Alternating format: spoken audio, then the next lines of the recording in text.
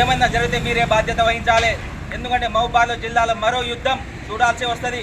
దయచేసి ప్రజాపాలన అంటున్నారు. ఆ ప్రజాపాలన ప్రజలు కోరుకునే విధంగానే ఉండాలి, కానీ ప్రజలను ఇబ్బంది పెట్టే విధంగా ఉండకూడదని మేము కోరుతున్నాం. అదేవిధంగా ములుగు జిల్లాలో గతంలో యూనివర్సిటీ వచ్చింది.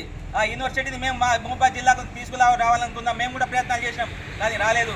కానీ ములుగు జిల్లాలో యూనివర్సిటీ, కృష్ణా యూనివర్సిటీ ఇచ్చినందుకు మేము కూడా ఎటువంటి వేరే నిర్ణయాలు తీసుకోలేదు. మేము కూడా సహకరించడం, కానీ ములుగు జిల్లా నుండి యూనివర్సిటీ రావాలని మేము ఎప్పుడూ కోరలేదు. అదేవిధంగా గత 50 సంవత్సరాల నుండి ములుగు జిల్లాలోనే ఐటీడీఏ ఏటూరు దాకా ఉంది. దాన్ని కూడా మేము ఇక్కడ తీసుకురామని చెప్తున్నాం, కానీ ఇక్కడనే పెట్టాలని డిమాండ్ చేస్తలేము. మీరు కనుక ఆ నిర్ణయాన్ని కనుక వెనక్కి తీసుకోకపోతే ఎమ్మటే మేము జిల్లా వ్యాప్తంగా ఆందోళన కార్యక్రమం చేపడతాం.